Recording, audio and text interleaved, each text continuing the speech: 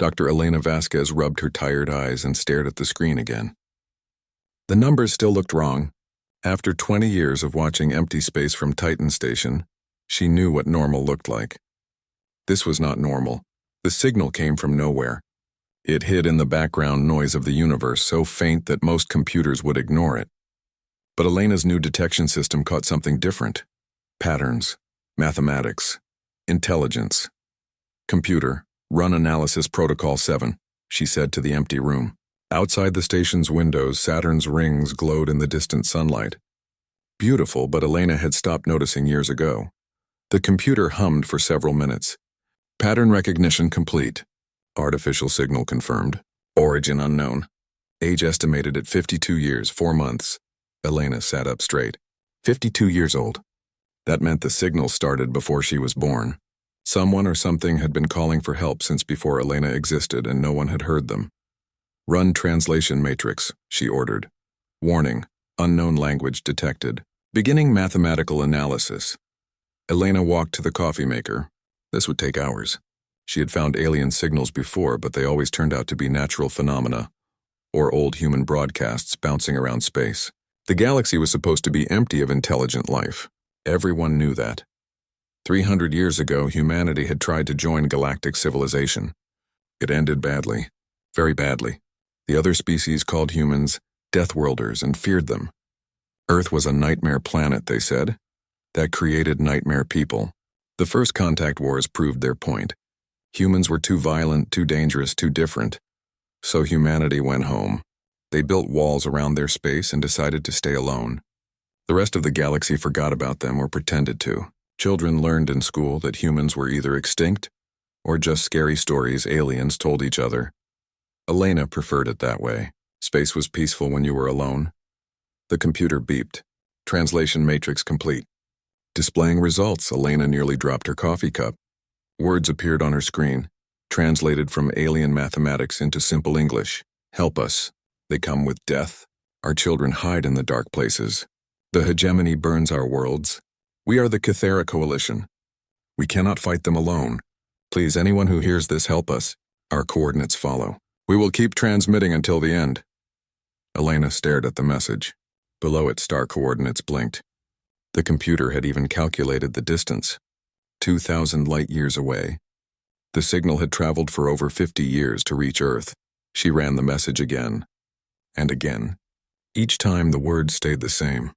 Someone called the Cathara was dying, and they had been asking for help since before Elena was born. Computer. Search archives for hegemony and Cathara Coalition. No results found in human databases. Elena felt cold. Humanity had been watching space for 3 centuries. They had powerful telescopes and listening stations. If a war was happening, they should have noticed. Unless they were not looking in the right direction. Unless they were too busy hiding to see the galaxy burning around them. She opened a secure channel to Admiral Marcus Chen, head of the Terran Defense Fleet. His face appeared on screen, looking annoyed. Chen was 60 years old and had spent his entire career protecting Earth from threats that never came. Dr. Vasquez, this better be important. I was in a meeting about budget cuts. Admiral, I found something. An alien distress signal. Chen's expression changed. Send me everything, now. Elena transmitted the data. She watched Chen's face as he read the translation. His military training kept his emotions hidden, but she saw his jaw tighten. How old is this signal? He asked. 52 years. Sir, if this is real, there's been a war happening while we sat here doing nothing. We followed the rules, Doctor. Humanity stays in human space. We learned that lesson. What if the lesson was wrong? Chen was quiet for a long moment. I'll bring this to the council. Keep monitoring. If you find more signals, contact me immediately. The screen went dark. Elena sat alone with the alien message still glowing in front of her. She thought about the words. Our children hide in the dark places. She had no children. Most humans on the outer stations didn't. They told themselves it was because space was dangerous, but Elena knew the real reason. What was the point of having children when humanity had decided to hide from the universe? But somewhere out there, alien children were hiding while their worlds burned. They had been hiding for 50 years, waiting for help that never came. Elena began scanning other frequencies. If one signal had gotten through, there might be more. She worked through the night, coffee growing cold, Saturn's rings slowly turning outside her window. At dawn, she found them. Dozens of messages, all from the Cathara Coalition, all asking for help. The computer translated them one by one. Day 3847 of the siege. Food supplies low. Requesting immediate assistance. Hegemony forces approaching the sanctuary worlds. We cannot evacuate the children in time. This is Admiral Kithvar of the Coalition Defense Force. If anyone receives this message, we are making our final stand at the Heart Ring system. We die free. The last message was only 6 months old. Elena's hands shook as she read. 6 months ago, someone named Admiral Kithvar had sent a final goodbye to the universe, and humanity had been too busy hiding to notice. She opened the channel to Admiral Chen again. This time, she didn't wait for him to complain. Admiral, you need to see this. I found 47 more signals. The war is still happening. The Coalition might still be alive. Chen appeared on screen, still in his nightclothes. Send me everything. Right now. Elena transmitted the new data. She watched Chen read message after message, his face growing darker with each one. Dr. Vasquez, I'm sending a ship to pick you up. You're coming to Earth. The Council needs to hear this directly from you. Sir, I'm just a signals analyst. I watch for asteroids and solar flares. Doctor, you just found evidence that humanity has been hiding while genocide happens in our backyard. The Council will want to know exactly how long we've been ignoring cries for help. Elena looked at the alien messages covering her screen. 50 years of desperate calls for help. 50 years of silence from the galaxy. 50 years of humanity telling itself that isolation was wisdom. Admiral, what if they're already dead? What if we're too late? Chen's expression softened slightly. Then we'll know we tried. But Dr. Vasquez, what if they're not? What if somewhere out there, alien children are still hiding in dark places, waiting for someone to answer their call? Elena saved all the signals to a secure drive. Outside, Saturn's rings continued their eternal dance, beautiful and distant and uncaring. But the universe suddenly felt much smaller and much more desperate. She had spent 20 years listening to empty space. Now she knew it had never been empty. It had been full of voices crying in the dark, and humanity had chosen not to hear them. The transport ship would arrive in 6 hours. Elena spent the time preparing her report, but her mind kept returning to one phrase from the first message. We will keep transmitting until the end. They had kept their promise. For 52 years, they had kept calling. Now someone had finally answered. The United Earth Council chamber had not seen this much tension in decades. Elena sat at a small table in the center of the vast room, feeling very small under the bright lights. Around her, representatives from every human world argued in voices that echoed off the marble walls. Admiral Chen stood beside a massive holographic display showing the alien signals. The translated messages floated in the air like accusations. 52 years of ignored cries for help. The isolation protocols exist for good reasons, said Counselor Sarah Webb from the Mars colonies. Humanity tried to help aliens before. It ended with 3 billion dead and Earth nearly destroyed. That was different, Elena said, surprised by her own voice. She had not planned to speak, but the words came anyway. The first contact wars happened because we met the wrong aliens at the wrong time. We were young and stupid and angry. This is different. How? Webb demanded. How is this different from any other alien war? Why should human blood be spilled for creatures we never met? Elena stood up slowly. She had practiced this moment during the long flight from Titan, but her heart still pounded, because they asked for help. Because they've been asking for help for 50 years and we ignored them. Because somewhere out there children are dying while we debate. The chamber fell quiet. Elena pulled up the most recent signal on her tablet and read it aloud. Day 18,422 of the war. The hegemony has taken the outer rim. We estimate 6 billion dead across 47 worlds. Our defensive line holds at the sanctuary systems, but we lack the resources to continue. To whoever receives this message, we are the last free peoples in this sector. If we fall, the hegemony will control everything from here to the galactic core. We do not ask you to die for us. We ask only that someone remember we tried to stand against the darkness. Elena's voice cracked on the last words. She looked around the chamber at faces that seemed carved from stone. They're not asking us to conquer anyone, she continued. They're asking us to remember them. But we can do more than remember. We can help them survive. Counselor James Park from Luna spoke next. Dr. Vasquez, you're a scientist, not a military strategist. You don't understand what you're asking. Our defense fleets haven't fought a real war in 3 centuries. We're not ready. Admiral Chen cleared his throat. Actually, Counselor Park, we are ready. More ready than anyone realizes. The room turned to stare at Chen. Elena had not expected this. Admiral, Webb said slowly, what exactly are you saying? Chen activated a new set of displays. Technical specifications filled the air, showing ship designs Elena had never seen before. They looked strange, organic, almost alive. For 300 years we've been preparing for the day someone would try to finish what the first contact wars started, Chen said. We didn't just build walls around our space. We built weapons, ships, defenses. We assumed that someday someone would come to destroy us. We wanted to be ready. Elena stared at the ship designs. They looked nothing like the clean, geometric vessels she knew. These ships had curves and flowing lines like predators swimming through space. The isolation protocols weren't just about hiding. Chen continued. They were about surviving. Earth's engineers have had 3 centuries to study our enemy's weaknesses. Every human ship can rebuild itself from space debris. Every weapon adapts to enemy defenses. Every crew member trains for combat from childhood. You're talking about turning humanity into a warrior species, Park said with disgust. We already are a warrior species, Chen replied calmly. We evolved on a planet that tried to kill us every day. We survived ice ages, plagues, asteroid impacts, and each other. The difference is that now we choose our battles. Elena felt something cold in her stomach. Admiral, are you saying we built these ships to attack other species? No, Doctor. We built them to defend ourselves. But defense and offense use the same tools.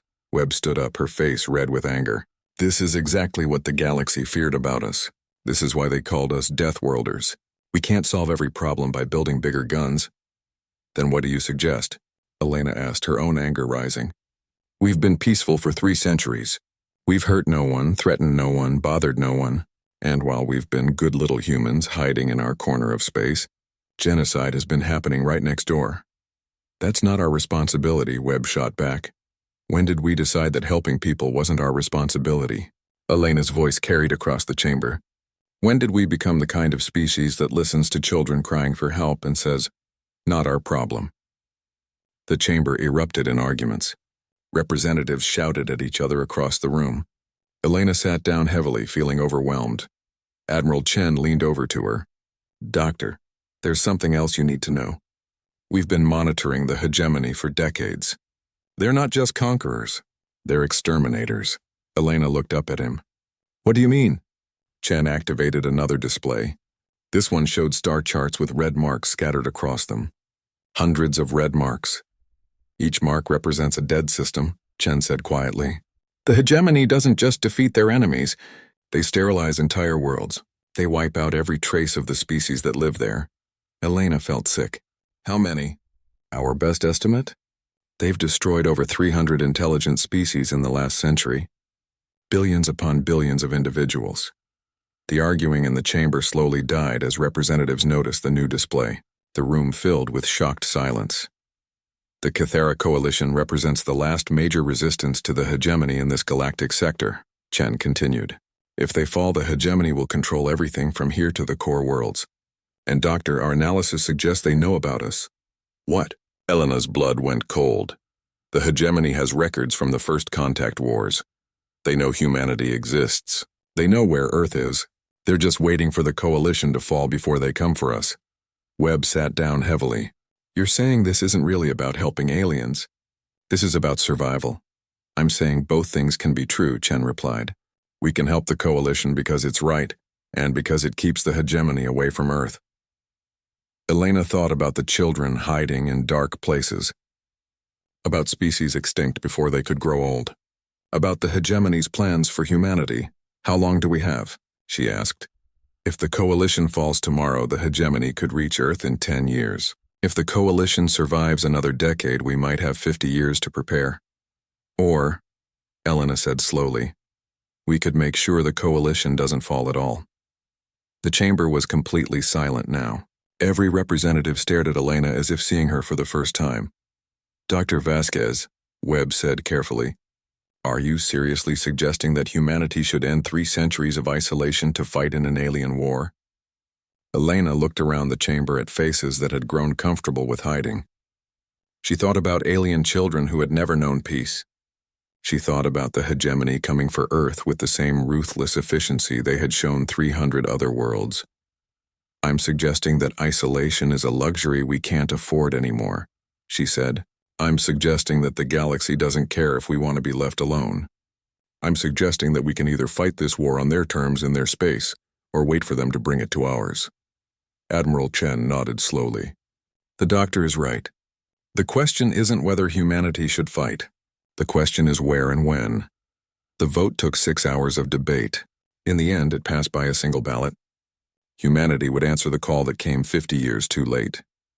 As the representatives filed out, Elena remained in her chair, staring at the alien signals still floating in the air. Soon those signals would get an answer. She only hoped they wouldn't be too late. The shipyards of Mars had never been so busy. Elena watched from the observation deck as thousands of workers crawled over the hull of the UES Indomitable, like ants building something magnificent and terrible. The ship was massive, stretching nearly 2 kilometers from bow to stern, but it moved with an organic grace that made her think of whales swimming through dark oceans. She's beautiful, isn't she? Admiral Chen said, joining Elena at the window. And absolutely terrifying. Elena nodded. Up close, the human fleet looked nothing like the clean, geometric ship she had seen in old documentaries. These vessels had curves and flowing lines, surfaces that seemed to ripple and shift in the light. They looked alive. How many ships do we have? She asked. 237 capital ships, 800 smaller vessels, about 50,000 crew members total. Chen paused. It's the largest fleet humanity has ever assembled. Will it be enough? Chen was quiet for a moment. Doctor, we're about to find out if 3 centuries of preparation were worth anything. The hegemony controls thousands of star systems. They have fleets that could darken the sky of entire worlds. We're bringing 200 ships, then why are we doing this? Because we're not just bringing ships, Doctor. We're bringing something the galaxy has forgotten about. We're bringing humans. Elena had been learning about human military capabilities for weeks now, and it still amazed her. Every ship in the fleet carried automated factories that could turn asteroids into weapons. Every weapon system adapted to enemy defenses in real time. Every crew member had trained for combat since childhood, even civilians like Elena. The Indomitable will be our flagship, Chen continued. She's also our diplomatic vessel. Your team will have an entire deck for first contact protocols. Elena's stomach tightened. Admiral, what if we're wrong about the coalition? What if they see us as invaders too? Then we'll deal with that when it happens. But Doctor, remember what you told the Council. These people have been crying for help for 50 years. They're not in a position to be picky about who answers. Elena thought about the alien messages she had decoded, the desperation in those mathematical equations, the fear hidden behind formal military language. The coalition was dying, and they knew it. How long until we reach their space? She asked. 6 weeks through hyperspace. We'll drop out at the edge of coalition territory and try to make contact before we do anything else. And if the hegemony finds us first? Chen smiled, but it was not a pleasant expression. Then they'll learn why the galaxy used to be afraid of us. Elena shivered. She had grown up hearing stories about the first contact wars, but they had always seemed like ancient history. Now she was part of something that might be just as brutal. Admiral, promise me something. Promise me we won't become the monsters they said we were. Chen's expression softened. Doctor, that's exactly why you're coming with us. Your job isn't just to translate alien languages. Your job is to make sure we remember why we're doing this. Elena nodded and turned back to watch the ships. The Indomitable was nearly complete, her hull gleaming with embedded weapons and sensors. Other vessels floated nearby in various stages of construction. Destroyers that looked like swimming sharks, cruisers that resembled hunting cats ready to pounce, carriers that seemed to breathe as their hangar bays opened and closed. They really do look alive, Elena murmured. In a way they are, Chen said. Each ship has a biological component, living metal that can heal damage and adapt to threats. We learned a lot from studying Earth's extremophile organisms. Extremophiles? Creatures that live in impossible places. Deep ocean vents, acidic pools, the vacuum of space. Earth is full of life that thrives in conditions that would kill anything else. We built our ships the same way. Elena watched a maintenance crew work on the Indomitable's hull. They seemed to be feeding the ship rather than repairing it, pouring some kind of liquid metal into wounds that closed themselves as she watched. The galaxy called us Deathworlders because Earth is a nightmare planet, Chen continued. They were right. Earth tries to kill everything that lives on it. Ice ages, volcanoes, asteroid impacts, plague, predators, poison, radiation. But we survived all of it. We didn't just survive, we thrived. And now we're bringing that survival instinct to their war. We're bringing more than that, Doctor. We're bringing hope. Elena turned to look at Chen. Hope? The Coalition has been fighting a defensive war for decades. Falling back, hiding, running from system to system. They've forgotten what it's like to win. Chen gestured toward the fleet. We're going to remind them. What makes you so confident we can win? Chen was quiet for a long moment, watching the ships being born in the construction bays. Because we've been preparing for this fight our entire species' history. We just didn't know it yet. Elena spent the next 3 weeks aboard the Indomitable as the fleet prepared to depart. Her diplomatic team consisted of 12 specialists, linguists, xenobiologists, cultural experts, and psychologists. Their job was to make first contact with the Coalition without starting another war. Remember, Elena told her team during their final briefing, we're not conquistadors. We're not saviors. We're neighbors who finally heard someone calling for help. Dr. James Park, her chief linguist, raised his hand. Elena, what if they don't trust us? Humans have a reputation in the galaxy. Then we'll have to earn their trust, Elena replied, one conversation at a time. The day of departure, Elena stood on the Indomitable's bridge and watched Earth grow smaller through the main view screen. She had never left the solar system before. Seeing Earth as just another dot of light among millions made her feel very small and very alone. Final systems check complete, reported Commander Sarah Kim, the ship's executive officer. All vessels report ready for hyperspace transition. Admiral Chen sat in the captain's chair, looking calm despite commanding humanity's return to galactic politics after 3 centuries. Dr. Vasquez, any final thoughts before we leave home? Helena thought about the alien children hiding in dark places, about species that had been erased from existence, about the hegemony coming for Earth someday if they did nothing.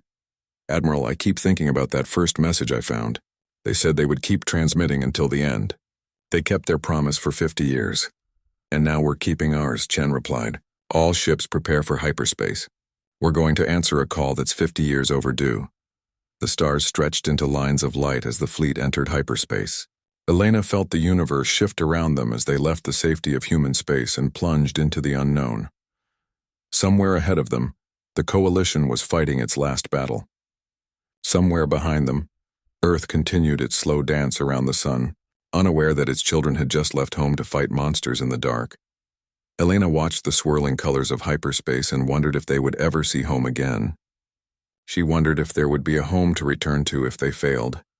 But mostly she thought about alien children who might soon learn that help was finally coming. After 50 years of darkness, someone had heard their call. The Indomitable flew through hyperspace like a living thing, carrying humanity's hopes and fears toward a war they might not survive. Behind her, 200 other ships followed, each one a promise kept and a prayer answered. The Deathworlders were awake, and they were coming to end the war.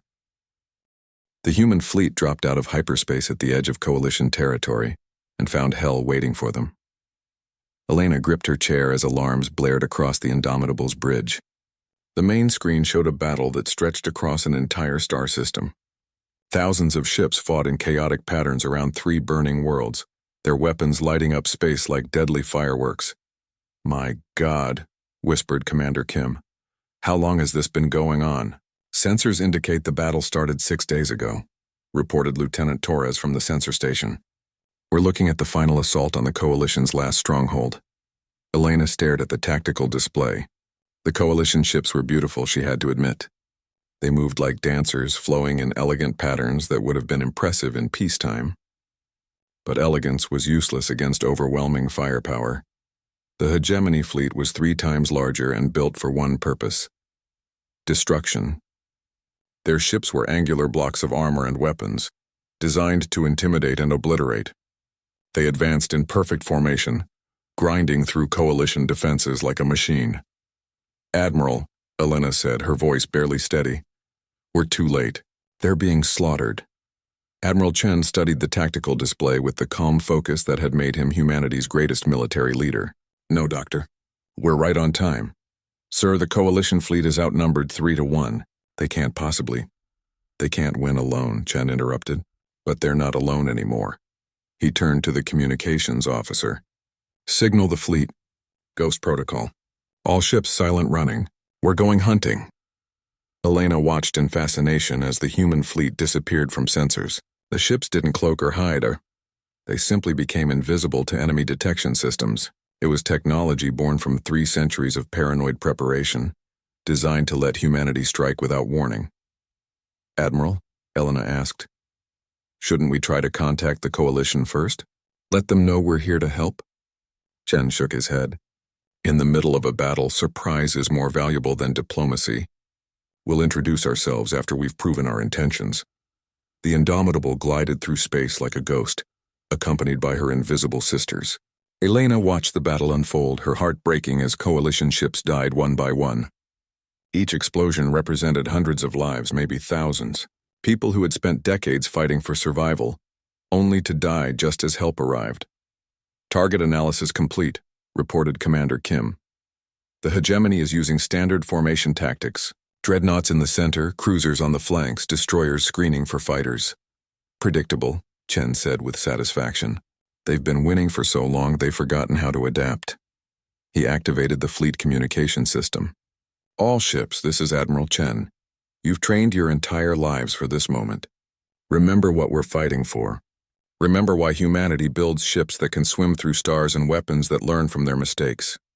Elena felt the Indomitable shudder as her weapons came online. The ship's living metal hull rippled with contained energy, like a predator preparing to strike.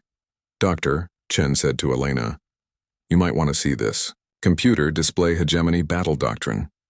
A tactical analysis appeared on Elena's screen. The hegemony fought like a machine, efficient, overwhelming, emotionless. They had conquered the galaxy through superior numbers and standardized tactics. Every battle was fought the same way because it always worked.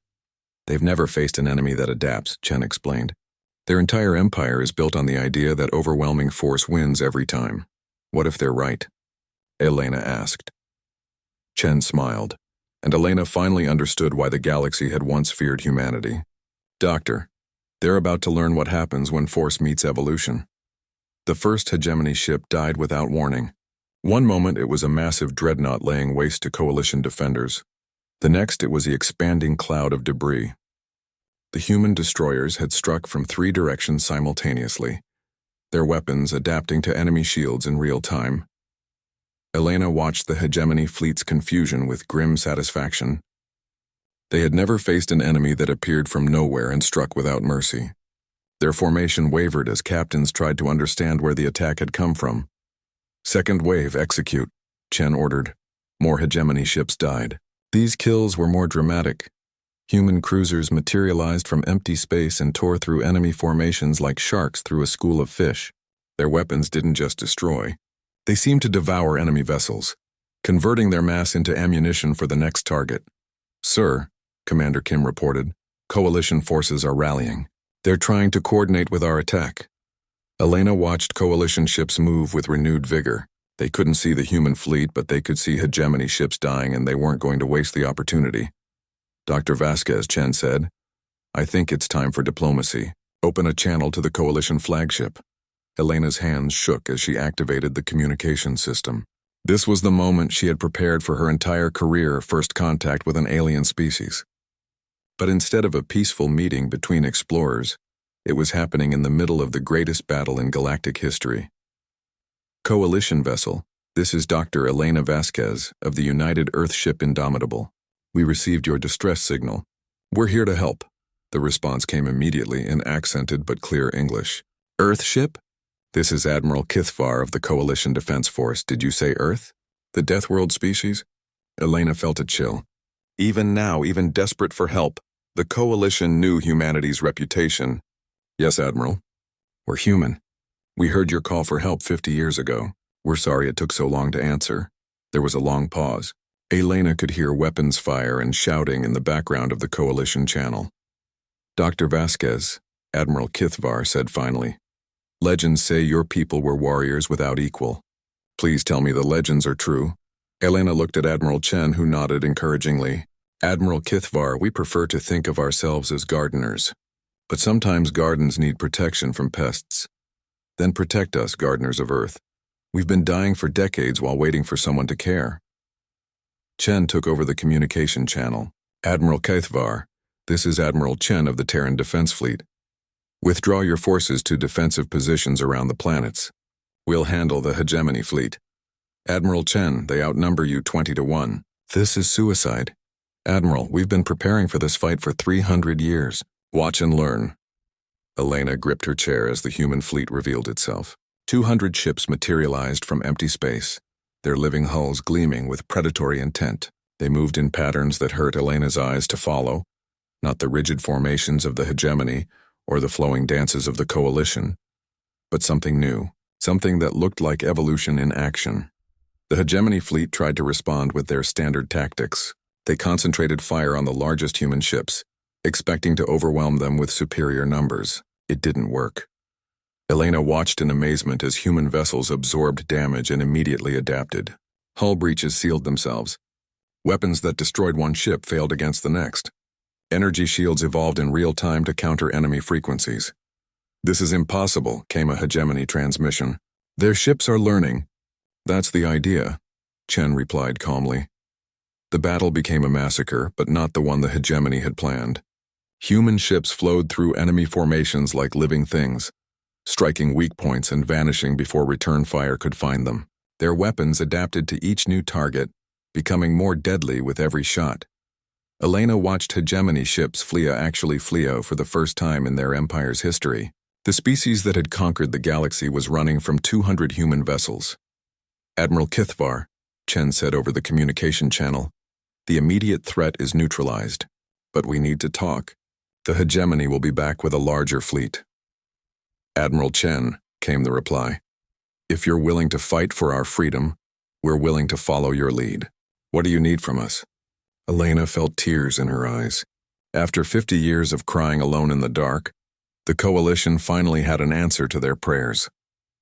And humanity finally had a chance to prove they could be more than the monsters the galaxy remembered. Admiral, Elena said quietly, what happens now? Chen looked at the tactical display where human ships were already beginning repairs on damaged coalition vessels. Now, Doctor, we show the galaxy what happens when Deathworlders decide to tend the garden. 6 months after the Battle of Kythera Prime, Elena stood on the bridge of a joint human coalition research vessel and watched the last hegemony stronghold surrender. The fortress world of Terminus had been the Empire's capital for over 2 centuries. Now its shields were down and white flags flew from every tower. It's over, Admiral Kithvar said softly. The coalition leader had become Elena's closest alien friend during the long campaign. His people looked like tall, graceful birds, with feathers that changed color with their emotions. Right now his plumage shimmered with what Elena had learned meant overwhelming joy mixed with disbelief. No, Elena corrected gently. The war is over. The work is just beginning. Through the view screen she could see human and coalition ships working together to evacuate civilian populations from the surrendering hegemony worlds. It had taken months to convince the former Empire citizens that the new alliance wasn't interested in revenge. Too many species had learned to expect only cruelty from their conquerors. Admiral Chen's voice crackled over the communication system. Dr. Vasquez, Admiral Kithvar, please report to Conference Room 7. We have representatives from the hegemony government ready to discuss surrender terms. Elena felt her stomach tighten. Even after months of working together, she still felt nervous about first contact situations. Each species was different, with their own fears and expectations and ways of understanding the universe. Conference Room 7 was packed with beings from a dozen different worlds.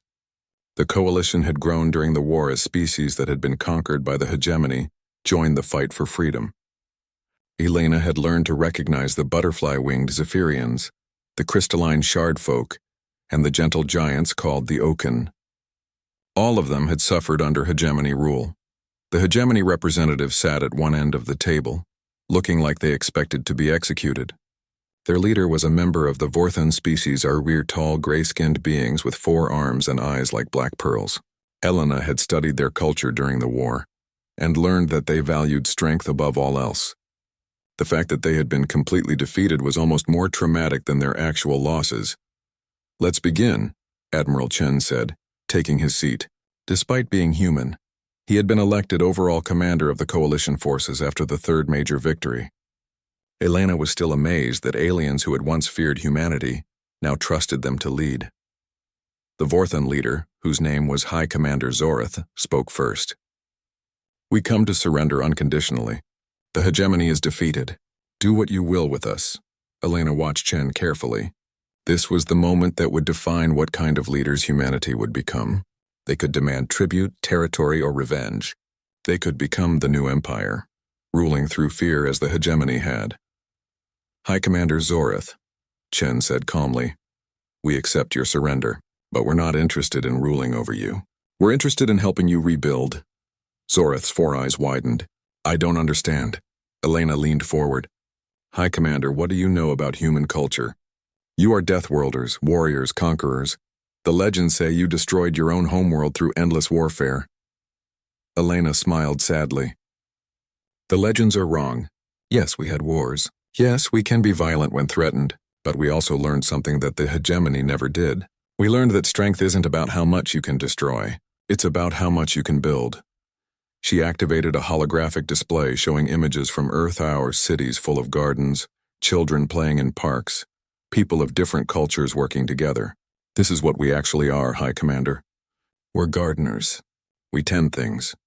We help them grow." Zorith stared at the images. "But you defeated us completely. Your weapons are beyond our understanding." Admiral Keithvar spoke up, his feathers shimmering with pride. "High Commander, the humans didn't defeat you to enslave you. They defeated you to free you. There's a difference." Elena nodded. "The hegemony ruled through fear. Every species under your control was afraid to resist because resistance meant death. But fear isn't strength, High Commander. Fear is weakness wearing a mask." "Then what do you want from us?" Zorith asked. Chen answered. "We want you to be free. We want your people to choose their own governments, their own destinies. We want to help rebuild the worlds that were damaged in the war, and we want to make sure something like the hegemony never happens again." Elena watched Zorith struggle to understand. His entire culture was based on the idea that the strong ruled the weak. The concept of voluntary cooperation was almost impossible for him to grasp. "High Commander," Elena said gently, "let me tell you about the message that started all this." She displayed the original Cathera distress signal, translated into Vorthan script. 50 years ago, we received this call for help. We could have ignored it. We could have stayed hidden in our own space. But we chose to answer because that's what neighbors do. They help each other. You're saying you fought a war that killed millions of beings because of neighborly duty? I'm saying we fought a war because sometimes good people have to stop bad people from hurting others. The hegemony was hurting people, so we stopped them." Zorith was quiet for a long moment. Elena could see him trying to process ideas that challenged everything he believed about power and survival. "What happens to my people now?" he asked finally. Elena looked at Admiral Chen, who nodded for her to continue. "You go home, High Commander. You rebuild your worlds. You take care of your people. You join the coalition if you want to, or stay independent if you prefer. The choice is yours, and if we choose to rebuild our military, if we become a threat again," Chen answered this one, "then we'll deal with that when it happens. But High Commander, we don't think you will. The hegemony was built on fear and hatred. Those are hard emotions to maintain when no one is afraid of you anymore." Elena activated another display, this one showing the current state of former hegemony space. Human and coalition ships were working together to deliver medical supplies, food, and construction materials to worlds that had been damaged in the war. On every world, former enemies worked side by side to rebuild what had been destroyed. "High Commander," Elena said, "this is what strength actually looks like. Not the power to destroy, but the power to heal." The negotiations took 3 days, but they weren't really negotiations. They were more like lessons. Elena found herself explaining human concepts like democracy, cooperation, and voluntary association to beings who had never experienced them. On the final day, as the formal surrender documents were signed, Zorith approached Elena privately. "Dr. Vasquez," he said, "I have a question that may sound strange. Go ahead." "High Commander, My people have legends about the early days of the hegemony. They say we were once different, peaceful. We built beautiful cities and created art and music. But we became afraid of being weak, so we chose to become strong instead. Elena nodded. Fear makes people do terrible things sometimes. My question is this: is it possible for a species to change? Can we become what we were before? Or are we doomed to be what we became? Elena thought about humanity's own history, about the wars they had fought, the mistakes they had made, the choice to isolate themselves rather than risk hurting others again. High Commander, 6 months ago I was a signals analyst on a research station, watching empty space and feeling sorry for myself because humanity had chosen to hide from the galaxy. Today I'm standing in the capital of a fallen empire, watching former enemies work together to heal the wounds of war. She gestured toward the view screen, where human and Vorthan engineers were collaborating on repairs to the planet's infrastructure. If we can change, if the galaxy can change, then anyone can change. The question isn't whether it's possible. The question is whether you want to. Zorath looked out at the mixed crews working together. Dr. Vasquez, would the Coalition accept a former enemy as a member? High Commander, the Coalition accepts anyone who wants to build instead of destroy. The question is whether you're ready to pick up gardening tools instead of weapons. Elena watched Zorath's expression change as he understood. The hegemony had fallen, not because humanity was stronger, but because humanity offered something better. Hope instead of fear, growth instead of destruction, partnership instead of domination.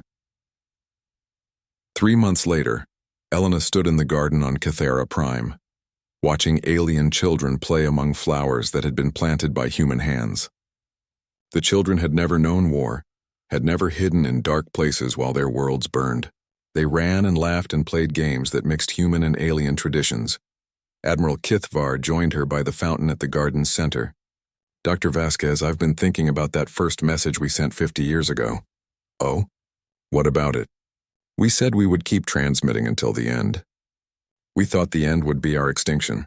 Elena nodded. But it wasn't that kind of ending, was it? Kithvar's feathers shimmered with contentment. No, it was the end of being alone. The end of being afraid. The end of believing that the universe was a dark place where only the cruel survived. Elena watched the children play and thought about the long journey from that first signal to this moment. Humanity had awakened from 3 centuries of sleep to find the galaxy burning. They could have chosen to go back to sleep, to let someone else's children burn while Earth remained safe.